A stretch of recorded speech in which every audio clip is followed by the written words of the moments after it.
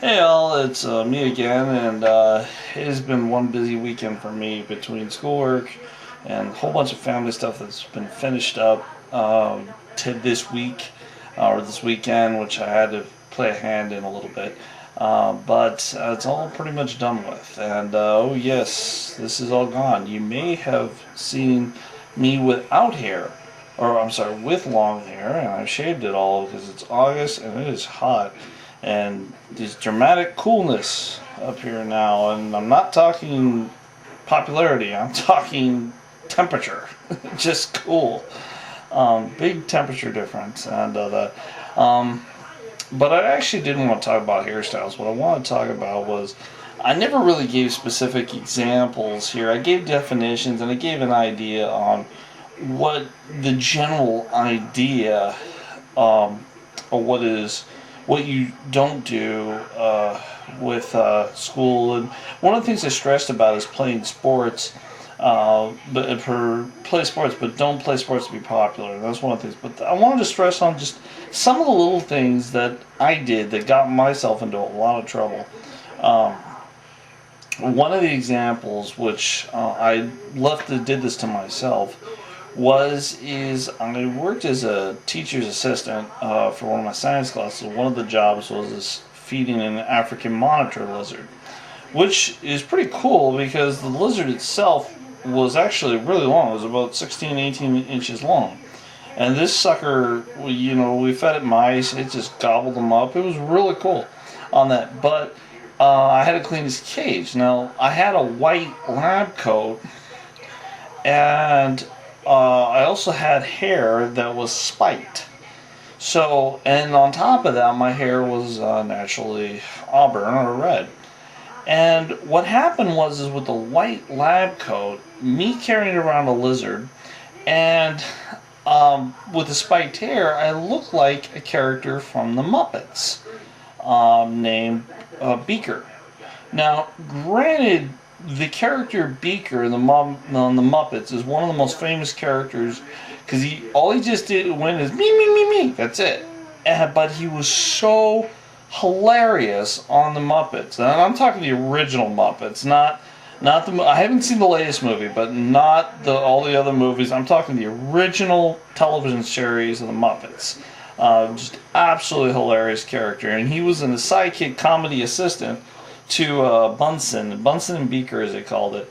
But what happened is, since I look like Beaker, people would start going me, And this is an example of you bringing something onto yourself. Now, granted, if I had blonde or dark hair, this probably would not have been an issue. It would just been, your lab coat, you're cleaning a lizard, okay? But because I put myself into a situation where I had a unique hair color, I was wearing a white lab coat, and I'm carrying around a lizard. Here's an example where you get me, Beaker. And I had to put up with that for years, and it was so popular that there was no one you really could address it to. There was no one person who started it. There was no rumors, none of that. I did it to myself, and I gave everyone an opportunity to make fun of me. And that's what the hard difficulty some people face, is that they're trying to be good, they're trying to learn more, they're trying to be helpful, but through that help, they can have the potential of embarrassing themselves, and then people stick with that stigma of that me or whatever. And a large of this comes from is that I brought this on myself because I set myself up in that situation. And that's part of what I'm saying. Don't play sports to be popular because you're setting yourself up for failure. But don't do things such as, if you see other people doing things, or if you see a television character that if you put yourself in a certain scenario, you could do it, and it's not Halloween. Halloween's one thing. Everyone gets a pass at Halloween on that. That is the truth. And if anyone brings up anything you wore for Halloween, just pathetic. it's just loser. It really is. Because Halloween costume dressing, that's, or if you're doing a play, like a school play or something, it requires costumes, and your costume's rather embarrassing. And that's another story um, where there was a character from our high school that uh, one of the characters I had to play in our high school play was well, I'm not gonna say his name, but I had to wear a blue suit. And his name was, the movie's name was Ferris Bueller's Day Off, but he wore a blue suit and he was the principal, and because I had red hair and he had red hair, it fit perfectly. Now, at first I was reluctant to do this, but then I was towards the end of my high school thing, and I just said, you know what, after some convincing, I finally did it, and I said, I'm just gonna go all the way with this. And I was reluctant. I did it, and that's one of the few things I was proud I did, because everyone kind of teased me about it, but no one, nowhere even near gave me as much grief as me, Beaker, on that. And that's the difference. If this was a school play, there was a purpose to be funny here. But when you set yourself up where you're not trying to be funny, and you then do something which is funny, and your intention is not to be funny, and people think it's funny, it's about 100 times worse because it wasn't intended, and just people will not let it down for a long time, and that's really the main difference. And I mean, that's an example, whereas one was intended, one was not, but the one that was not was brought on by myself because I didn't pay attention. That's one example. Another example, and I'll just take a particular bully in mind. This guy, he, I don't know what his deal was or what here. This particular person, was just a mean person. I don't know in any way to describe it. He would just make fun of me because it was there. I mean, the guy was like borderline cruel on some stuff, but the weird thing about it is that he was a bully. He wasn't really a bully. He said things, but never really did anything to me directly. But the weird thing, here's the awkward thing, is that majority of the other school thought he was a joke, but he focused on me. He focused on me a lot. And I think part of that is that maybe he was trying to deflect some of the stuff off him, because some of the stuff that he did that he brought on himself. It was nowhere near as bad. I was just, I don't know, an easy target, because you got to picture the time. I was red hair, which red hair is 2% of the world's population. So when you go to a school that's not, and I mean this in all seriousness, if it's not in England or not in Scotland or the United Kingdom, and or an area with a lot of redheads, you stick out. Unless you're a hot girl, well, that's another story. But you really stick out, and you really get into situations where you get teased a lot because you're not normally blonde or dark-haired brunette. And this guy here, I never really did anything. I wanted to. I was also fearing, because I was a lot weaker then, just getting really beat up. I had this fear back then about that. And where this guy, I should have done something and just gotten beat down like a dog. And it's one of those things that I didn't do it because I was scared. But then there was other things where I let him get to me. And that's the weird thing, is that a lot of people considered him like whatever. They were just kind of whatever. But then I let him get to me when I didn't take the same stance as whatever. I didn't do that, and that's the thing. There was no direct threats of violence to me. There was none of that.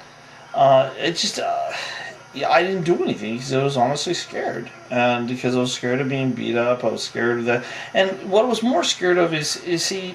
Here's the thing, it wasn't just one person. I had problems with a lot of people, and I worried that if I got into it with one guy, the next thing I know, I'd have 5 guys to deal with. And then the cycle keeps going and going and going, and it keeps building up. And then you feel like you can't trust anybody. And that's the truth about it. And I mean, that's where bullying comes from. That's why people get so depressed. That's why people think, because there's a lot of things you do that get you bullied. You bring on yourself. You draw attention to yourself by doing things that you didn't even intend it, but just because how you looked, how you act. That's the way life is, and unfortunately, there's no real answer for that other than just be a little aware of stuff. And just kind of pay attention. But then there's just some people out there that no matter what you do, you just cannot please them. But then at the same time, those people are often recognized by other people. But that still doesn't stop it, because even though other people may recognize him as that person as a joke, the other people that recognize him as a joke still think you're a joke. So what do? That's the whole problem. Another example I could give, this will be my last one though with bullying, on that is with that prom date of mine where I had everyone telling me don't ask. And the reason why I asked is I fell into peer pressure. I felt intimidated the fact I didn't have a prom date. I felt all this and everything, and I asked this girl out, which was just a big disaster. It was a disaster waiting to happen, and it was 100% my fault because I should have just not gone. I didn't go to the second one, didn't care either. Makes no difference to me. But the reality of it is that there are a lot of people out there that when they become high school students, that's an important time for them. And I don't know what to tell you, Nashers. Not everyone's going to have a good time. Not everyone here. But the thing is there's only you, and only you have to pay attention to, and you have to respect. But besides with the prom thing, is that in the peer pressure in, say, the playground, there's a lot of such as games. Like, for example, I heard some of the games the kids grade school cannot play anymore on playgrounds is dodgeball, which shocked me when I heard that. Dodgeball was, to me, considered a rite of passage. It was fun. It was fun. It pitted you against everyone else, but it kept you thinking. It kept you mind rolling. But then what in dodgeball alone, this happened to me, is that if you're not a popular kid, then all the, quote, popular or bullies will turn their attention on you. But I'll tell you something.